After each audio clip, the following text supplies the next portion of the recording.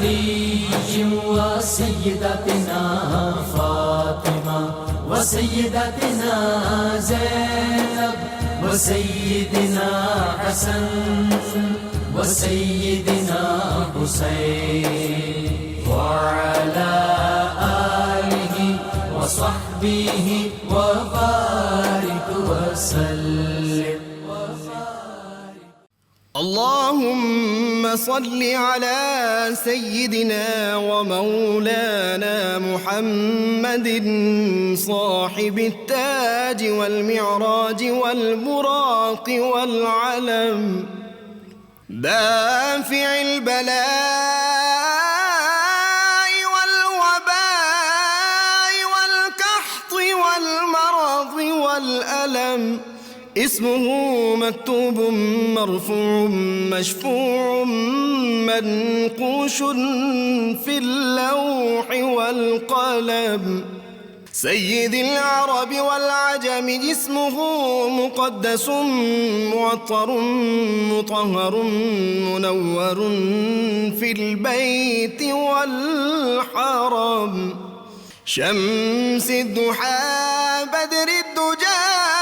صدر العلا نور الهدى كهف الورى مصباح الظلم جميل الشيم شفيع الأمم صاحب الجود والكرم والله عاصمه وجبريل خادمه والبراك مركبه والمعراج سفره وفوق سدرة المنتهى مقامه وقاب قوسين مطلوبه والمطلوب مقصوده والمقصود موجود سيد المرسلين خاتم النبيين شفيع المذنبين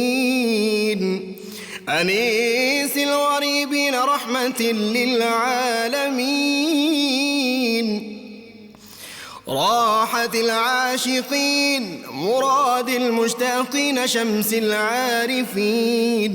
سراج السالكين مصباح المقربين محب الفقراء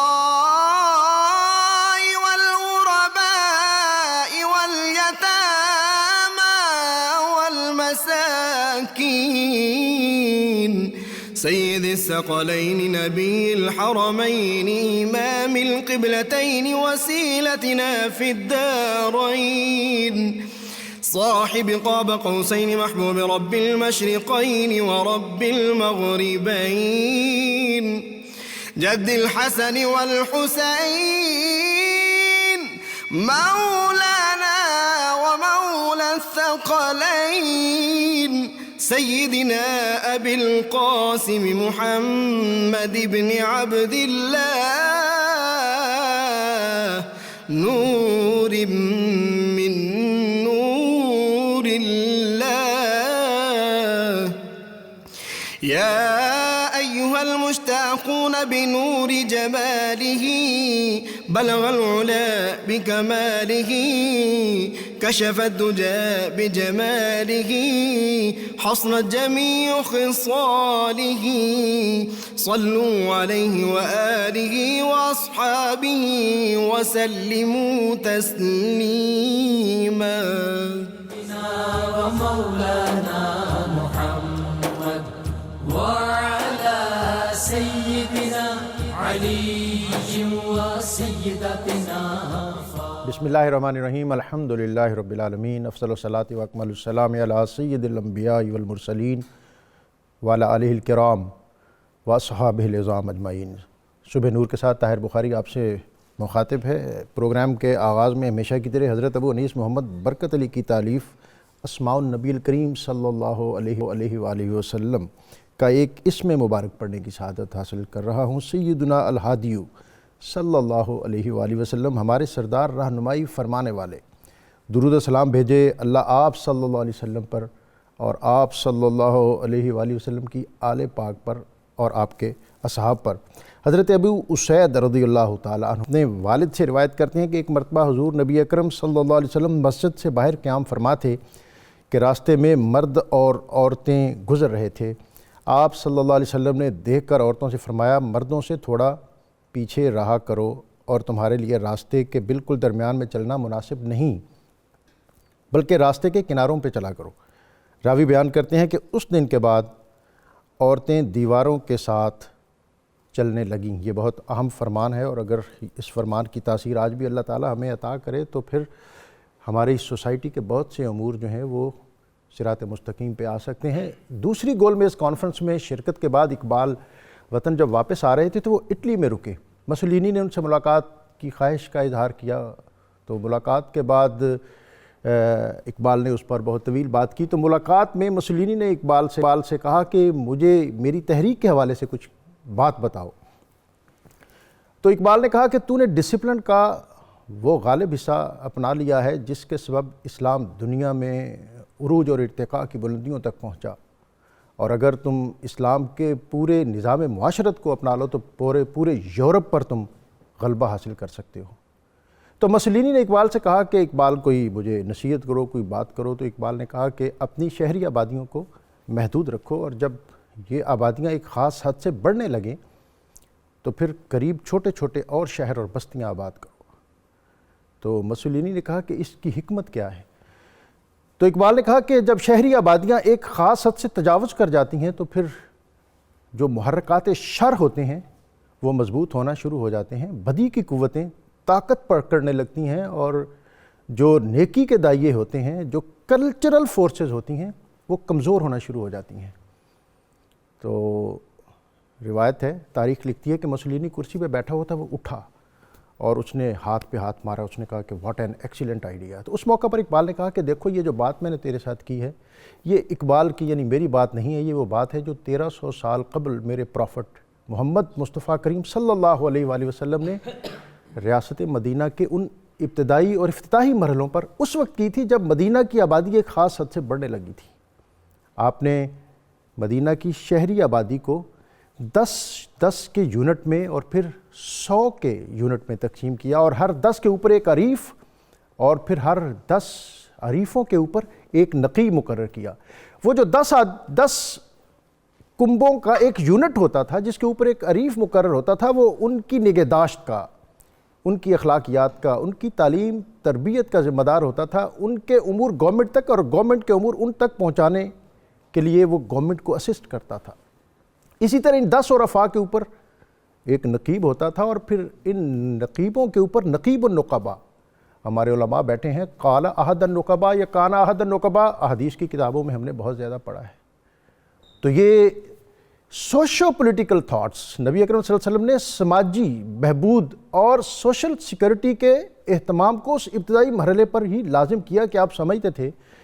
کہ سماجی تحفظات کے بغیر کوئی سوسائٹی پروان نہیں چڑھ سکتی۔ نبی اکرم صلی اللہ علیہ وسلم نے ٹاؤن پلاننگ، آپ نے فرمایا کہ تمہاری سڑکیں اور تمہاری گلیاں اور تمہارے راستے اتنے کشادہ ہوں کہ 2 لدے ہوئے بیل وہاں سے گزر سکیں، اور تمہاری مسجد شہر کے مرکز میں ہونی چاہیے، اور شہر کی مسجد کے ساتھ مارکیٹ ہونی چاہیے، اور شہر میں اگر کوئی آدمی داخل ہو تو اس کو مسجد اور مارکیٹ تک پہنچنے کے لیے کسی سے پوچھنے کی ضرورت پیش نہ آئے، کہ راستے خود بخود آپ کو مسجد اور اس مرکزی مارکیٹ کی طرف لے چلیں۔ اور آپ صلی اللہ علیہ وسلم نے فرمایا کہ راستوں میں نہ بیٹھو، اگر مجبوراً بیٹھنا پڑے تو ان کا حق ادا کرو۔ صحابہ نے عرض کی یا رسول اللہ ان کا حق کیا ہے؟ آپ نے فرمایا اپنی نظریں نیچی رکھا کرو،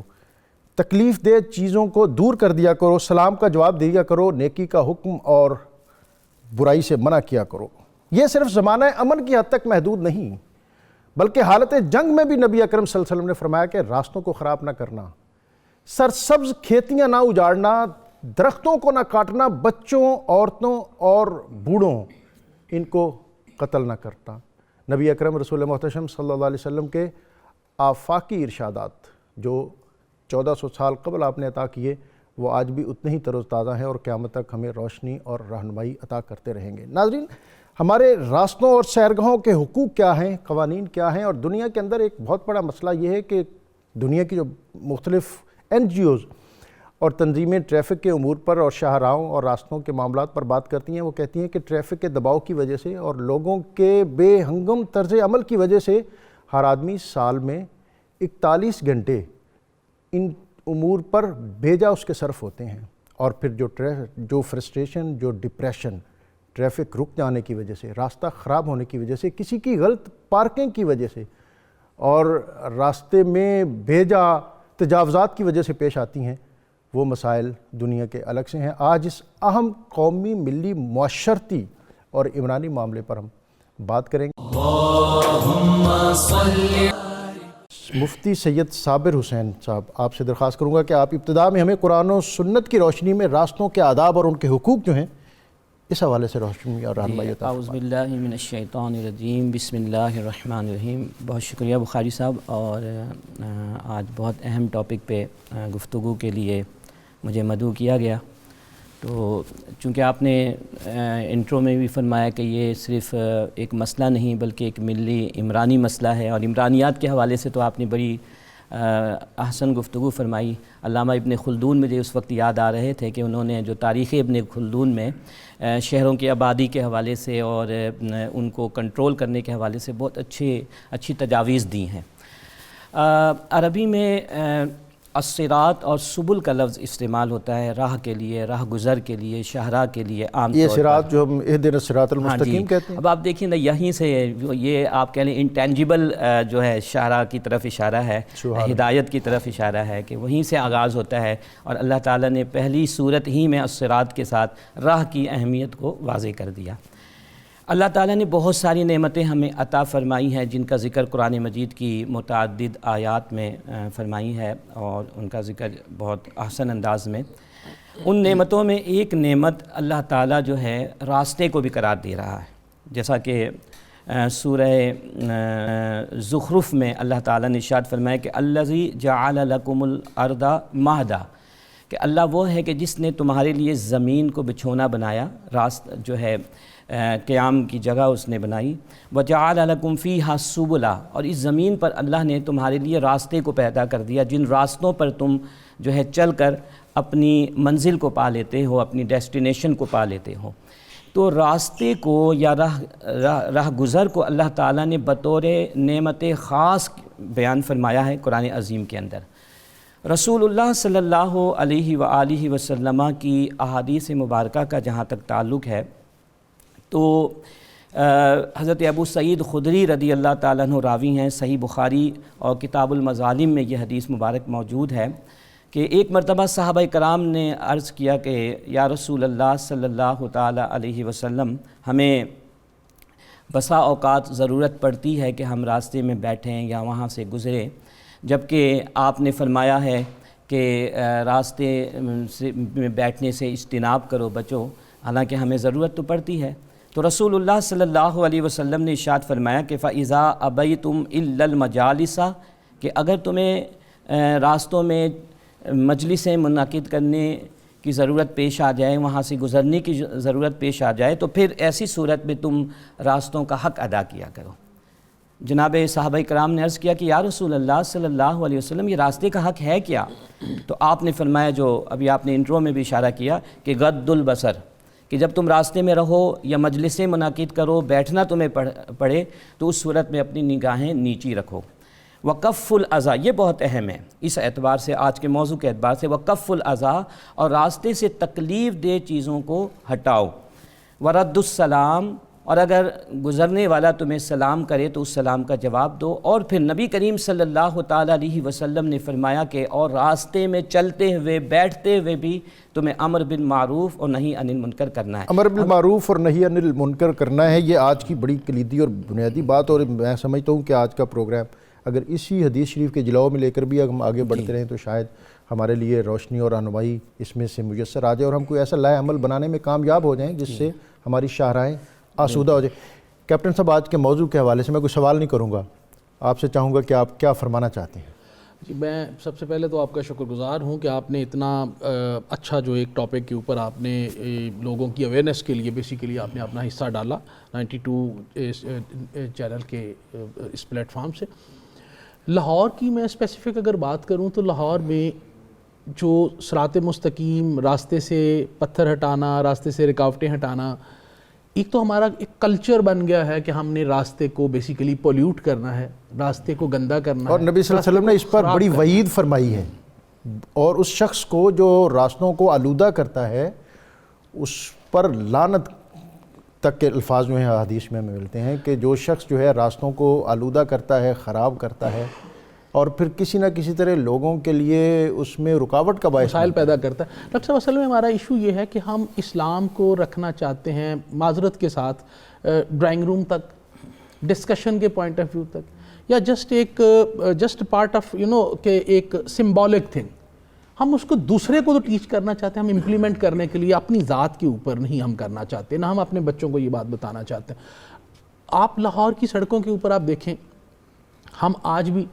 اچھی خاصی نئی سڑک بنتی ہے، اس کے اوپر سب سے پہلے سپیڈ بریکر ہم بناتے ہیں، سب سے پہلے کٹ ہم لگاتے ہیں کہیں پائپ گزارنے کے لیے، کہیں کچھ کرنے کے لیے، پھر اس کے بعد سب سے پہلے اس کے اوپر کھڈا ہم بناتے ہیں، سب سے پہلے جو ہمارا دکاندار معذرت کے ساتھ ہوتا ہے تجارت کے نام کے، وہ ویلڈنگ کا سامان اس کے اوپر رکھتا ہے، اس کے اوپر اپنے رکشے کھڑے کر دیتا ہے، اس کے اوپر جو ہے نا اپنا تھڑا لگا کے، پھٹا لگا کے، پارکنگ بنا کے اس کے پیسے لینا شروع کر دیتا ہے، اور آپ پریکٹیکلی وہاں سے گزر نہیں سکتے۔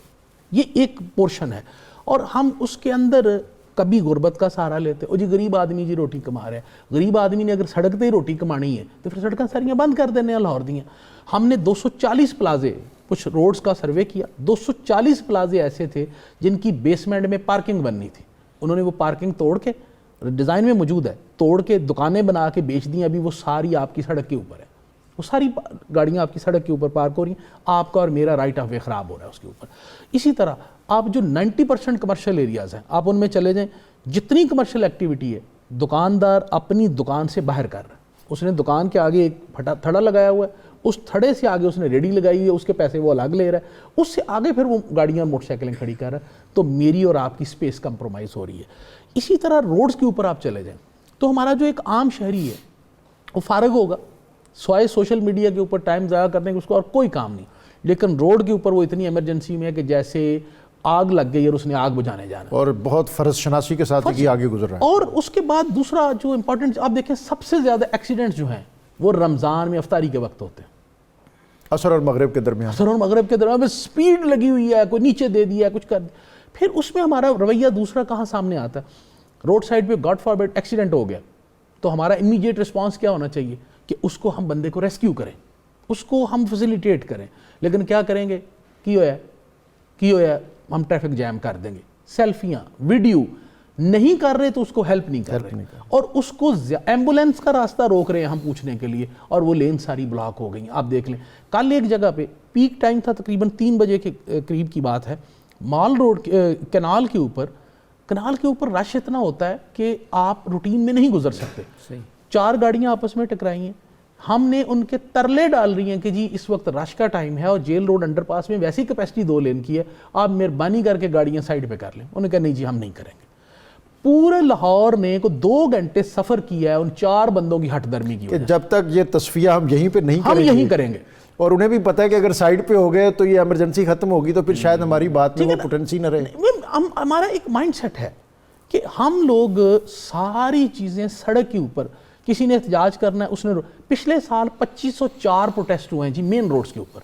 2504 پروٹیسٹ کو آپ 365 دن کے حساب سے دیکھیں تو پر ڈے کتنے بنتے ہیں؟ مال روڈ میں ایوریج تقریباً 3 لاکھ گاڑی گزرتی ہے ایک دن میں۔ آپ غور کیجئے اگر ایک دن مال روڈ بند رہے کسی ایک چوک سے تو 3 لاکھ گاڑی کہاں سے گزاریں گے؟ لیکن پروٹیسٹ کرنے والا کر رہا ہے، وہ نہیں سن رہا آپ کی بات۔ اسی طرح ہم نے پچھلے دنوں ایک سٹڈی کروائی ہے سیف سٹی سے، مال روڈ کی جو کیپیسٹی ہے نا 100% کیپیسٹی کا مطلب ہے کہ بالکل بمپر ٹو بمپر اگر چلے تو 100% سیچوریشن ہوگی۔ ہم اس وقت مال روڈ کو 222% سیچوریشن پہ چلا رہے ہیں، یعنی 100 سے بھی 122% زیادہ ہم گزار رہے ہیں، لیکن نہیں مان رہے تو ہم لوگ قانون نہیں مان رہے۔ یعنی آپ ایک بندے کو چلان کے لیے روکے تو 3 بندے فخر سے دیکھ کے جاتے ہیں کہ اللہ میں جا رہا ہے میرا کی کر لیا تو۔ اور دیکھیں اگر میرا وارڈن کسی کو کہتا ہے سیٹ بیلٹ باندھ لے تو ہم آپ کو مرنے سے بچانے کے لیے کہہ رہے ہیں، اگر کہتے ہیں ہیلمٹ پہن لیں تو آپ کو مرنے سے بچانے کے لیے کہہ رہے ہیں، اگر ہم آپ کو کہہ رہے ہیں کہ اشارہ جمپ نہ کریں کیونکہ دوسرا جس کا رائٹ آف وے ہے، گرین وے ہے، وہ اس میں آپ لگیں گے، اس کی نقصان ہوگا، آپ کا بھی نقصان ہوگا، تو وہ آپ کو مرنے سے بچانے کے لیے کہہ رہے ہیں۔ اگر آپ کہہ رہے ہیں چلتے ہوا فون نہ سنیں، آپ ڈسٹریکٹ ہوں گے اور ایکسیڈنٹ ہو سکتا ہے، آپ کا بھی نقصان ہوگا، کسی اور کا بھی ہوگا، برائے مہربانی یہ کام نہ کریں۔ تو اس کے سارے فوائد جو ہیں وہ ڈرائیور کو ہیں اور پبلک کو ہیں، لیکن اس کا نقصان کیا ہو رہا ہے؟ پچھلے سال میں 616 بندوں کو ہمارے کو پبلک نے مارا، 616 بندے۔ سر یہ دس از دا ایٹیٹیوڈ بیسیکلی، یہ ہمارا ایک مائنڈ سیٹ ہے، دس از آر نیشنل کریکٹر، کہ ہم نے احترام قانون کا نہیں کرنا، بلکہ ہم بڑے فخر سے کہتے ہیں کہ قانون تو ہوتا ہی توڑنے کے لیے، اور اس کو ہم اپنی سمارٹنس سمجھتے ہیں کہ جیسا آپ نے کہا کہ اشارے کی خلاف ورزی کرتے ہوئے پھر فخریہ انداز میں ڈیوٹی پر مامور اہلکار جو ہیں ان کی طرف بھی دیکھتے ہیں۔ میں آپ سے علامہ صاحب جاننا چاہوں گا کہ جیسے کیپٹن صاحب نے ہمارے بہت سے جو معاشرتی رویے ہیں ان کی نشاندہی کی ہے، نبی اکرم رسول محتشم صلی اللہ علیہ وسلم کا اسوہ اور ہمارا دین، ہمیں کوئی ایسی بات بتائیں کہ ہم ان چیزوں کو اپنی زندگی کا حصہ بنائیں، صرف سن کے اور آگے نہ گزریں بلکہ ان کو اپنے عمل میں شامل کریں۔ بسم اللہ الرحمن الرحیم۔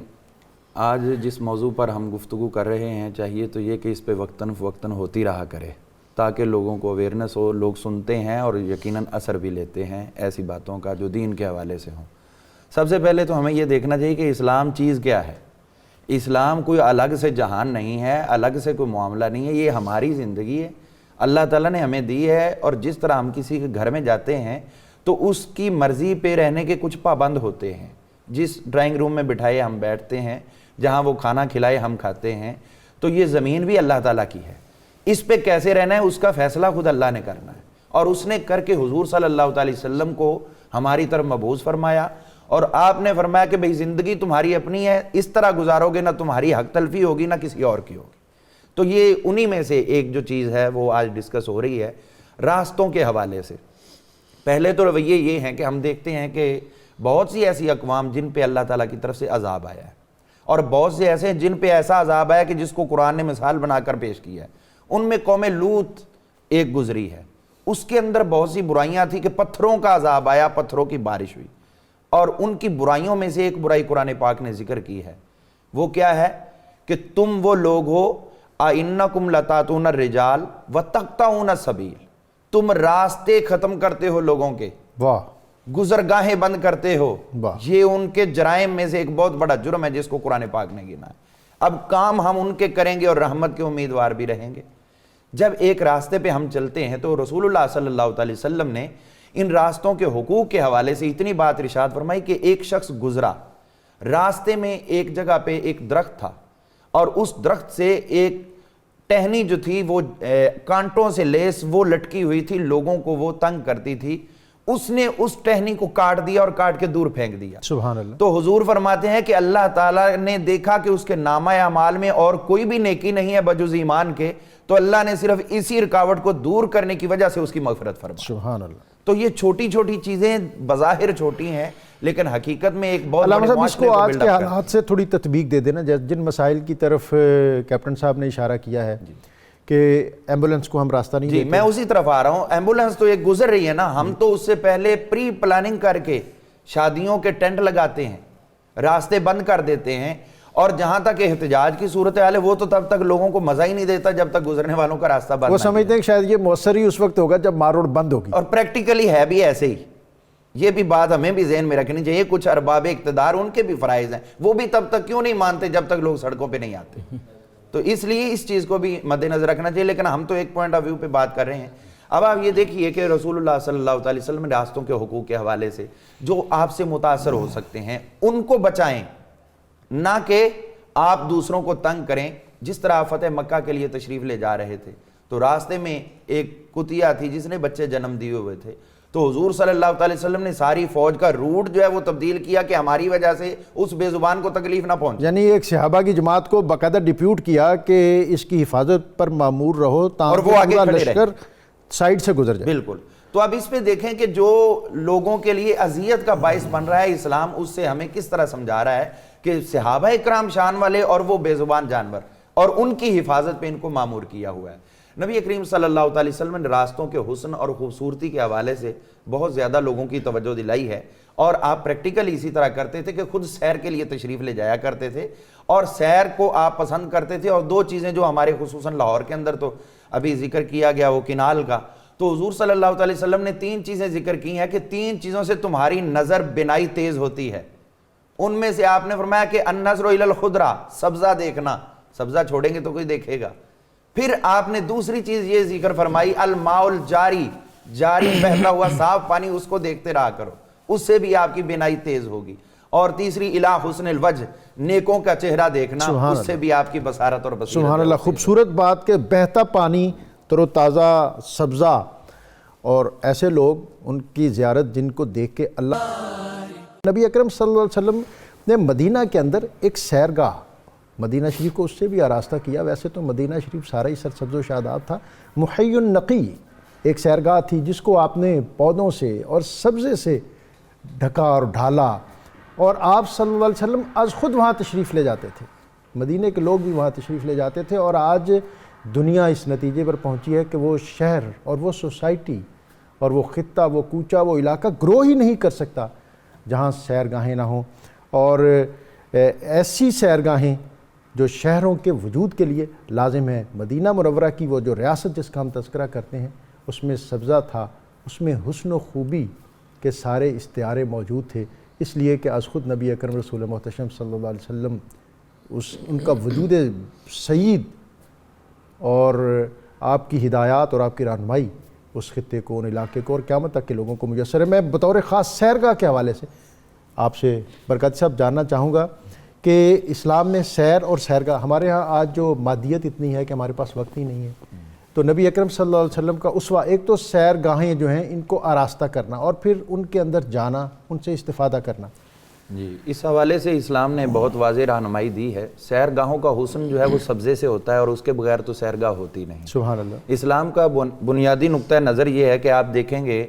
کہ عمومی مقامات پر جہاں حضور صلی اللہ علیہ وسلم نے کسی نیکی کا تذکرہ فرمایا ہے تو اس کی بشارت کے لیے یا اس کے اجر کے لیے ساتھ ذکر فرمایا کہ اللہ تعالیٰ اس کے بدلے میں آپ کو جنت میں ایک درخت لگا دے گا۔ واہ سبحان اللہ، اتنے درخت لگ دیں گے، یہ سارے کا سارا کانسیپٹ جو ہے یہ ہمیں اللہ تعالیٰ نے خود عطا فرما سبحان دیا ہے۔ اللہ۔ اب جو سبزہ ہے اس کے حوالے سے ہم اگر اس بات کو دیکھیں تو سبز رنگ تو اتنا ہے کہ پوری دنیا کے تمام مسلمان ممالک جو ہیں ان کے پرچم کا یہ نشان ہے۔ واہ،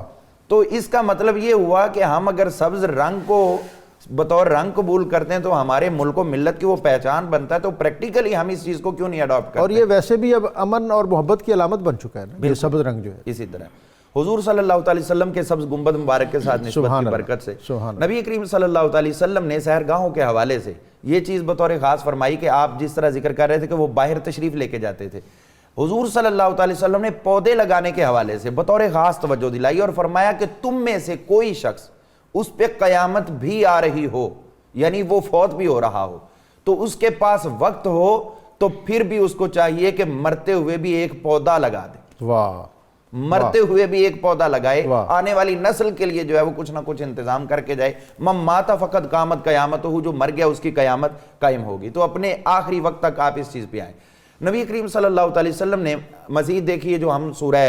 الرحمن شریف پڑھتے ہیں تو اس میں اللہ تعالیٰ نے جگہ جگہ پر جو جنت کا حسن بیان کیا ہے، اس میں درختوں کی بات کی ہے، اس میں جاری پانی کی بات کی ہے، یہ سارے کا سارا رہنمائیاں جو ہے وہ انہی چیزوں کے ساتھ عبارت ہیں۔ نبی کریم صلی اللہ علیہ وسلم کی حیات طیبہ جو ہے ان درختوں کے حوالے سے آپ وہ مشہور واقعہ جو الشمامۃ الانبیاء کے اندر بھی جو صدیق حسن خان بھوپالی صاحب نے اور زمخشری وغیرہ ان سب نے درج کیا ہے، وہ ہجرت کی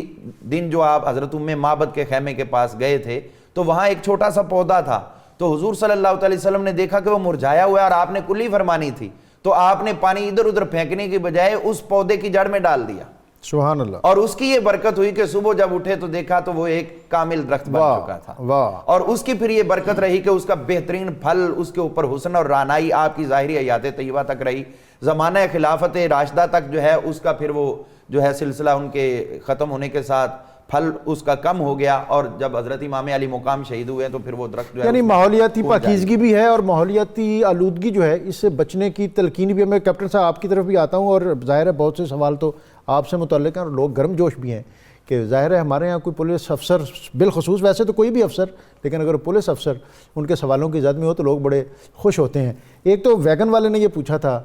کہ جناب ہم پر بھی بڑا ظلم ہوتا ہے، اور میں چاہوں گا کہ آپ، ظاہر ہے لکھنے پڑھنے سے بھی آپ کا تعلق ہے، اور جو کتاب سے تعلق بالعموم تو ہم نوکری میں آنے کے بعد ختم کر دیتے ہیں، لیکن جو لوگ رکھتے ہیں پھر ہم سفر اور بھی سرگرم سفر تھے، لیکن مجھ کو سیاد نے رفتار سے پہچان لیا، تو لوگوں نے آپ کو پہچان لیا ہے کہ آپ بصیرت اور بصارت پہ لوگوں سے ذرا آگے ہیں۔ سر آپ کی محبت ہے ڈاکٹر صاحب۔ پہلے تو جو ابھی مفتی فرما رہے تھے تو دیکھیں نا، ہم کتنا نبی پاک صلی اللہ علیہ وسلم کی بات کے اوپر عمل کرتے ہیں کہ آپ نے فرمایا مرتے دم بھی درخت لگا دے اور ہم کاٹتے ہیں، دن کی روشنی میں بھی رات میں کی تاریکی میں بھی کاٹ اور اس میں میرے خیال سوسائٹی اور اسٹیٹ دونوں ہی ذمہ دار، ہم تباہی اتار رہے ہیں نا اس کی، اور اس میں الٹیمیٹلی ہم اپنا نقصان کر رہے ہیں۔ اسٹیٹ کا نقصان تو ہم نے کیا کرنا ہے، اپنا نقصان۔ اچھا سر، یہ جو ابھی وین کی بات ہوئی، جی لوگوں کو ایجوکیٹ کرنے کے لیے I personally go to colleges, universities, drivers کے ساتھ بھی ہم مختلف جگہوں پہ مزدا ایسوسیشن اور باقی ان کو ہم کہتے ہیں ان کے رکشہ ایسوسیشن پلیٹ فارم پہ جاتے ہیں، ڈرائیورز کو اکٹھے کرتے ہیں اور ہم ان سے بات کرتے ہیں، ان کو ایجوکیٹ کرنے کی کوشش کرتے ہیں۔ کیونکہ جو سب سے امپورٹنٹ چیز ہے نا، جو یہ کمرشل ڈرائیور ہے نا، اس کے ہاتھ میں 50 لوگوں کی زندگی تو ہر صورت میں ہے، ہر وقت۔ اور پاکستان میں آپ غور کریں کہ ہمیشہ لیفٹ سائیڈ والی لائٹ جو ہے آپ کو مہنگی ملے گی، لیفٹ سائیڈ والا شیشہ مہنگا ملے گا، کیونکہ ڈرائیور رائٹ والی جب لگنے لگتا ہے رائٹ والی سائیڈ اپنی بچا لیتا ہے، لیفٹ والی مروا دیتا ہے۔ میرے خلاف بہت بڑا احتجاج اس بات پہ ہوتا ہے کہ لائسنسنگ کا طریقہ آسان کریں۔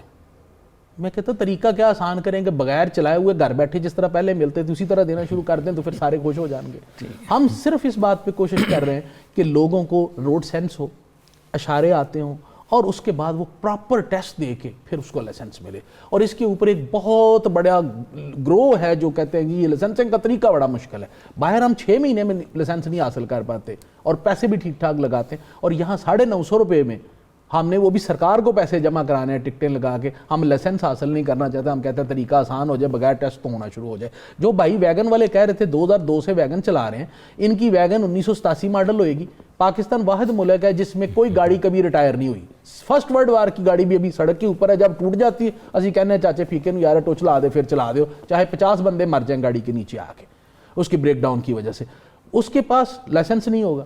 پی ایس وی کا، اس کے پاس روٹ پرمٹ نہیں ہوگا، اس کے پاس گاڑی کی رجسٹریشن نہیں ہوگی، گاڑی کی فٹنس نہیں ہوگی، لیکن what he wants کہ he should not be checked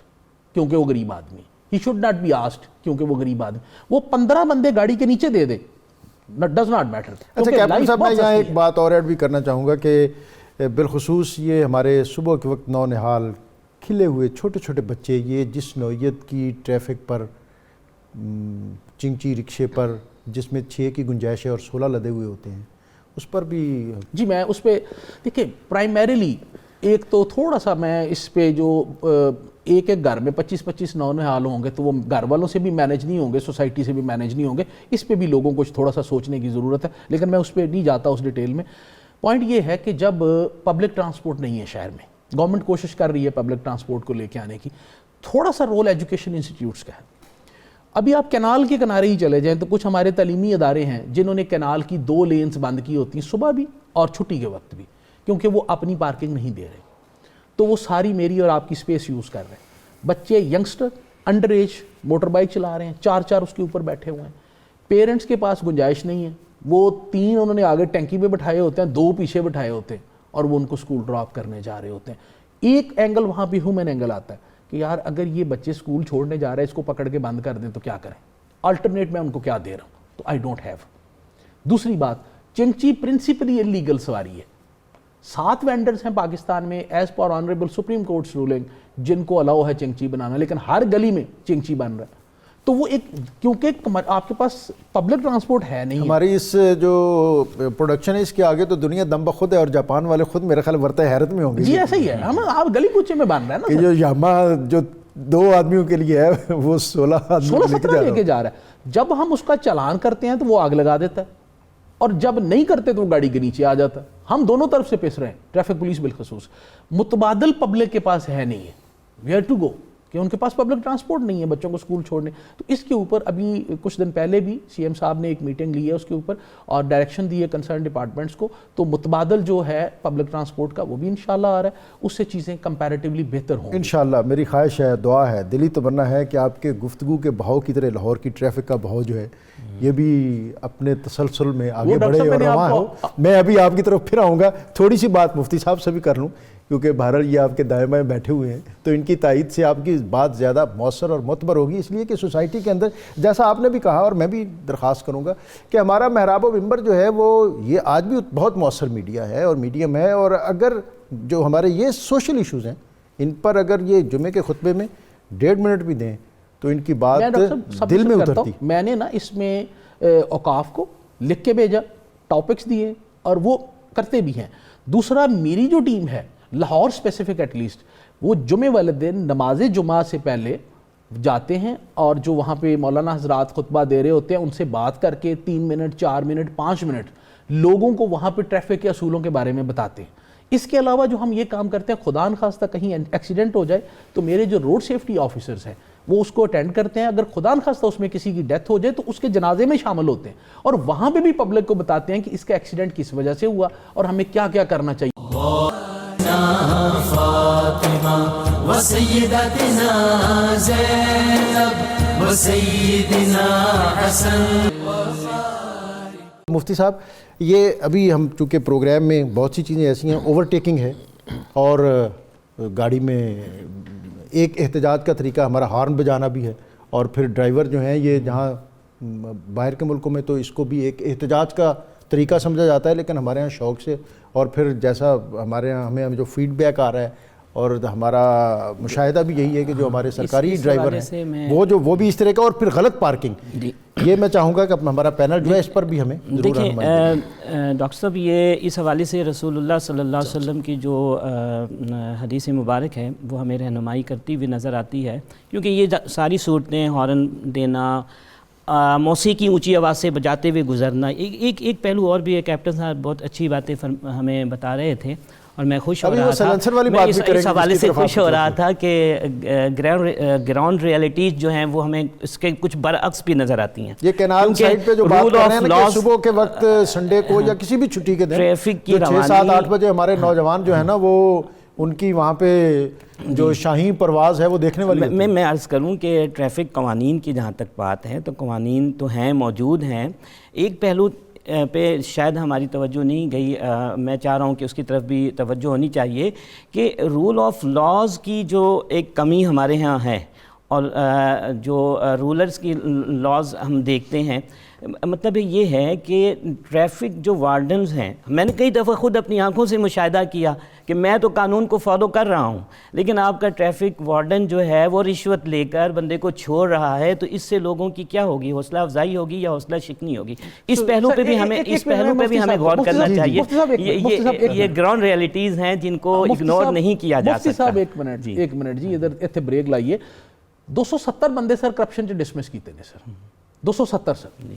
مفتی صاحب نے بڑی خوبصورت بات کی ہے. مفتی صاحب کو ایک ایویڈنس مجھے دیں, 22 جون 2018 سے میں بیٹھا ہوں, ایک ایویڈنس دیں جس میں ٹریفک وارڈن نے کہیں پیسے لیے ہوں, اگر ٹریفک وارڈن ڈیوٹی پہ رہے اگلے دن آئی ایم رسپانسبل. یہ میں اناؤنس کر رہا ہوں سب کے سامنے. میں وہ اوور آل سسٹم کی بات کر رہا ہوں, میں اسپیسیفک نہیں بات کر رہا. مفتی صاحب پتہ کیا ہے, ہم 90% چیزیں کرتے ہیں جو ہے نا اسپیکولیشن اور سنی سنائی باتوں پہ, ہیر سے پہ ہم باتیں کر دیتے ہیں. ایک پرابلم ہمارا ہے, ہم ویسے ہی اس سے جان چھڑوا رہے ہیں سر, یہ جو کیش ہینڈلنگ ہے اس سے جان چھڑوا رہے ہیں کہ وہ ای پیمنٹ ہو رہی ہے, آپ موبائل سے ای پیمنٹ کریں گے, آپ کو کیش نہیں دینا پڑے گا. ہمارا آڈٹ کا سسٹم ہمارا اتنا سخت ہے کہ ایک ایک چالان کو میرا آڈٹ ڈپارٹمنٹ ایک ایک چالان کو چیک کرتا ہے. میکسیمم جو ریونیو ہے اس دفعہ ہم نے جمع کروایا. اور دوسری بات, ایک جنرلی پرسیپشن ہوتی جی ٹریفک پولیس نے چالان کی شرح کو مقرر کی ہوئی ہے کہ جی اتنے ہر بندے نے ضرور کرنے. ہم نے آج تک کسی کو ٹارگٹ نہیں دیا کہ آپ نے ڈیلی 10 چلان کرنے ہیں, 20 کرنے ہیں, 25 کرنے ہیں. نو ٹارگٹ ایٹ آل. ہوتا کیا ہے, ہمیں کب لگتا ہے کہ جی یہ دیکھیں نا جی وہ آپس میں ان کو گیٹ میٹ کر رہے ہو. گیٹ میٹ یہ کر رہے ہوتے ہیں کہ جو ہی کسی کو وائلیشن کرتے روکتے ہیں وہ سب تو پہلے دوڑنے کی کوشش کرتا ہے, پھر اس کو پکڑ کے لے کے جاتے ہیں. اس کو ابھی چوک کے درمیان میں کھڑا کر کے تو چلان نہیں کیا جا سکتا کہ باقی ٹریفک پھنس جائے, ظاہر ہے اس کو سائیڈ پہ کھڑا کرنا ہے. جب سائیڈ پہ کھڑا کرتے تو سب تو پہلے وہ فون باہر کٹ دا, پہلے تو کہنا تو مینوں جاندا نہیں, یعنی سب کی وہ ہوتا ہے کہ ان کے ماتھے پہ لکھا ہو کوڈنگ کہ مجھے جاندا نہیں, جدوں کہندا ہے چوری صاحب میں تانوں نہیں جاندا تسی بہت بڑے آدمی ہو, وہ پھر فون کٹدا ہے, پھر جو پاسبل جگہ ہے اس سے بات کرنے کی کوشش کرتا ہے. وارڈن اگر آگے سے جواب دے دے گا تو وارڈن گناہگار کافر قرار دے دیا جائے گا, وہ چاہے وارڈن کو تھپڑ مارے. دنیا میں کون سی سوسائٹی, آپ جائیں نا ذرا سعودی عرب میں کسی پولیس والے کو تھپڑ مار کے تو دیکھیں, آپ باہر نہیں نکلیں گے. آپ تھپڑ تو دور کی بات ہے, ذرا گھور کے دیکھیں. تو یہاں آپ نے 616 بندوں کو پچھلے سال مارا ہے اور اس کے باوجود دے آر سرونگ یو. جہاں تک کرپشن کی بات ہے سر, لائسنسنگ میں کرپشن, میں آن ایئر کہہ رہا ہوں, کوئی 1 ٹکے کی کو بندہ کرپشن ثابت کرے, میں آئی ٹیک رسپانسبلٹی. وارڈن میں کسی جگہ please let's not abuse my force on here سے کہ جی وہ کرپشن کرتے ہیں. If somebody has an evidence please visit my office. میں فیس بک پہ بھی جواب دیتا ہوں, میں سوشل واٹس ایپ پہ بھی جواب دیتا ہوں, میرے پاس کمپلینٹ 8787 سے ہے اس پہ بھی جواب دیتا ہوں, پی ایم پورٹل سے ہے, انکوائری کرتے ہیں. سر زیرو ٹالرنس اگینسٹ کرپشن, سر زیرو ٹالرنس. 270 بندے ہیویسٹ جو ہے نا کہیں فائن ہے کہ میں نے ڈسمس کی ہیں صرف اس بات پہ جنہوں نے کرپشن کی ہے, لیکن باقی 3400 بندے کو پھر برا مت کہیں. جی کیپٹن صاحب, میں آپ کا بہت زیادہ شکر گزار ہوں. آپ کی بڑی مؤثر, خوبصورت, پرمغز باتیں جو ہیں وہ ہمارے لیے یقیناً روشنی اور رہنمائی کا باعث بنیں گی. مفتی سید صابر حسین اور علامہ محمد احمد برکاتی, آج ہم ان سے ان کی جو ایک علمی اورا ہے اس کے مطابق ہم استفادہ نہیں کر سکے, لیکن ظاہر ہے آپ کا تو اپنا پروگرام ہے اور کیپٹن صاحب کبھی کبھی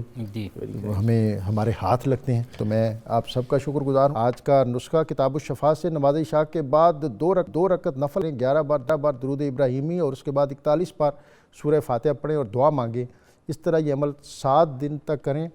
اور حصول ملازمت تک یہ عمل جاری رکھیں. اللہ تعالیٰ آپ کو کامیاب اور کامران کرے گا. میں اپنے مہمانوں کے شکریہ کے ساتھ کہ اس اہم اور مؤثر اور خوبصورت پروگرام کے ساتھ سے آپ کو اللہ حافظ کہتا ہوں. فاطمہ وسیدتنا زینب وسیدنا حسن وسلم